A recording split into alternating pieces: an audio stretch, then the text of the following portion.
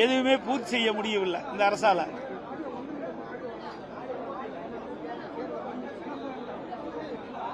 இந்த அரசாங்கம் ஒரு சிறந்த பட்ஜெட்டை அறிவிப்போம் என்று தமிழக வெற்றி கழகத்துடைய முதலமைச்சர் மற்றும் அவருடைய அமைச்சர்கள் தெரிவித்தாங்க. ஆனா இன்றைக்கு பட்ஜெட்டில் எந்த ஒரு முக்கியமான அறிவிப்பும் இடம்பெறவில்லை என்பதுதான் மிகப்பெரிய ஏமாற்றமாக தோன்றுகிறது. இதில் ஒரு சில மாற்றத்தை செய்வோம் என்று சொல்லி ஏற்கனவே இருக்கின்ற திட்டத்திற்கு ஸ்டிக்கர் ஒட்டி பெயர் மாற்றம் செஞ்சிருக்கிறாங்க. இதுதான் இந்த பட்ஜெட்டில் பார்க்கப்படுகிறது. இன்றைக்கு ஆட்சி பொறுப்பேற்ற பிறகு கிட்டத்தட்ட 85 நாட்கள் ஆகின்றன. சுமார் 85 நாட்கள் ஆகிறது. 85 நாட்களில் இந்த ஆட்சியில் எந்த ஒரு புதிய திட்டத்தையும் இதுவரை கொண்டு வரப்படவில்லை. வெறும் வசனத்தை பேசியே 85 நாட்கள் காலத்தை ஓட்டிவிட்டார்கள். எல்லாவற்றிற்கும் ரீல் விடுறதுதான் இந்த ஆட்சியுடைய சாதனையாக பார்க்கப்படுகிறது. ஆட்சிக்கு வருவதற்கு முன்பு மக்கள் எதிர்பார்க்கின்ற திட்டங்கள் நிறைவேற்றப்படும். இதுவரை எந்த ஒரு ஆட்சி காலத்திலும் கொடுக்க முடியாத திட்டத்திலெல்லாம் மக்களுக்கு வழங்க வேண்டும் என்று வீரவசனம் பேசினார்கள். ஆனால் இந்த நிதிநிலை அறிக்கை இந்த பட்ஜெட்டில் பார்க்கின்ற பொழுது ஒன்றுமே எந்த ஒரு திட்டமுமே முழுமையாக இடம்பெறவில்லை. புதிய திட்டங்கள் எதுவுமே இடம்பெறவில்லை. தேர்தல் நேரத்தில் கொடுக்கப்பட்ட வாக்குறுதிகள் எதுவுமே நிறைவேற்றல. 2026 சட்டமன்ற பொதுத் தேர்தலின் போது தமிழக வெற்றி கழகத்தினுடைய தலைவர் மாண்புமிகு முதலமைச்சர் திரு ஜோசப் விஜய் அவர்கள் ஆட்சிக்கு வந்தவுடனே மகளிர் உரிமைத் தொகை 1000 ரூபாய் கொடுப்பதை 2500 ரூபாய் வழங்கப்படும் என்றும், ஆண்டுக்கு குடும்பத்திற்கு 6 சிலிண்டர்கள் வழங்கப்படும் என்றும், முதியோர் உதவித்தொகை 3000 ரூபாய் உயர்த்தப்படும் என்றும், படித்த இளைஞர்களுக்கு வேலையில்லா பட்டதாரி இளைஞர்களுக்கு 4000 ரூபாய் உயர்த்தப்படும் என்றும், அதோடு மீனவர்களுக்கு மீன்பிடி தடைக்காலத்தினுடைய நிவாரணத் தொகை 20,000 உயர்த்தப்படும். அதற்கு வழங்கப்படுகின்ற டீசல் மானியம் 3600 லிட்டராக உயர்த்தப்படும். இப்படி பல அறிவிப்புகளை வெளியிட்டாங்க. அதோட விவசாயிகள் 5 ஏக்கருக்கு குறைவாக வைத்திருக்கின்ற விவசாயிகள் தொடக்க வேளாண் கூட்டுறவு சங்கத்தில் வாங்கிய பயிர்க்கடன் முழுவதும் தள்ளுபடி. சிறு விவசாயிகளுக்கு 5 ஏக்கர் மேல வைத்திருக்கின்ற விவசாயிகள் தொடக்க வேளாண் கூட்டுறவு சங்கத்தில் வாங்கிய பயிர்க்கடன் பாதி அளவு தள்ளுபடி செய்யப்படும் என்று அறிவித்தார்கள். ஆனால் அதற்கு மாறாக 75,000 வரை கடன் பெற்ற சிறு குறு விவசாயிகளுக்கு முழு கடன் தள்ளுபடி. அதற்கு மேல் கடன் வாங்கிய அனைத்து விவசாயிகளுக்கும் 35,000 தான் கடன் தள்ளுபடி என்று அறிவிக்கப்பட்டிருக்கிறது அரசாங்கம். அதுவும் ஒரு ஏமாற்று வேலை. அது மட்டுமல்ல,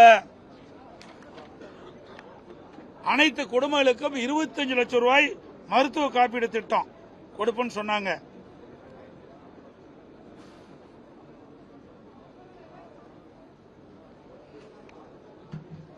இப்படி பல திட்டங்கள், நிறைய திட்டங்கள் அறிவிச்சாங்க.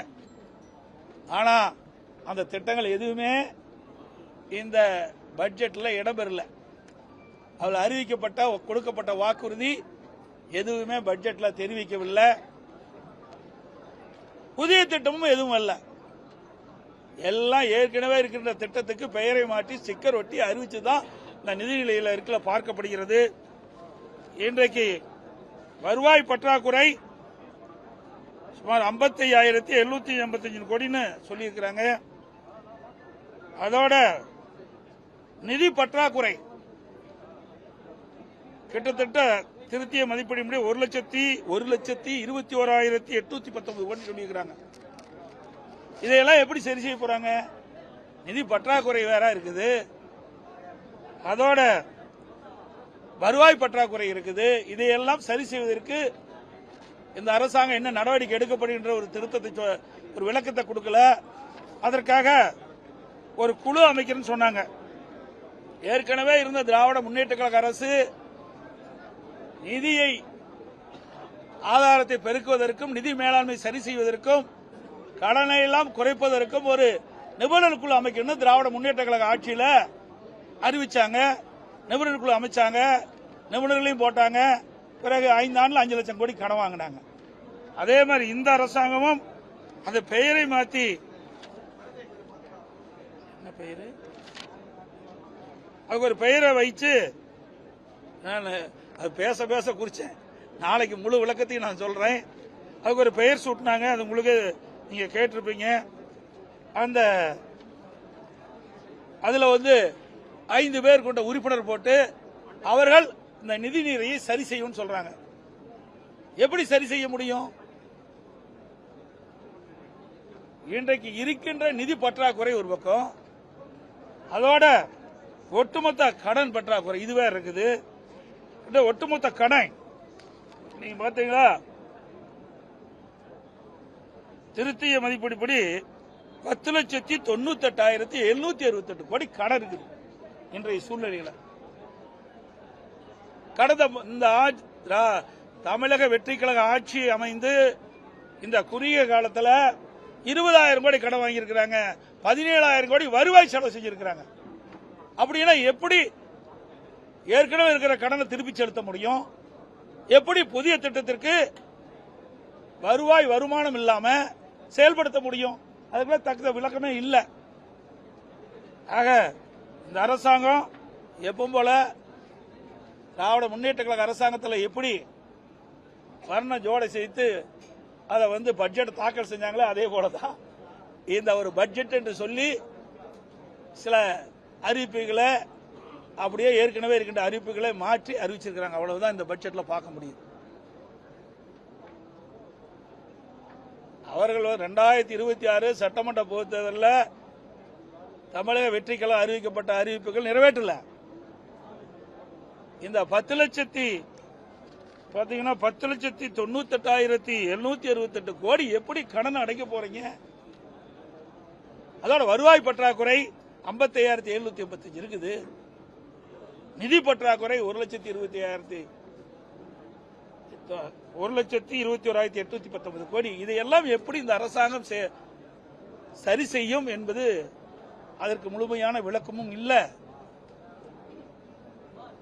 இன்றைக்கு இந்த அரசாங்கத்தை பொறுத்த வரைக்கும் கடன் வாங்கித்தான் திட்டத்தை செயல்படுத்த முடிய நிலையில இருக்கின்ற என்பதுதான் யதார்த்தமான உண்மை.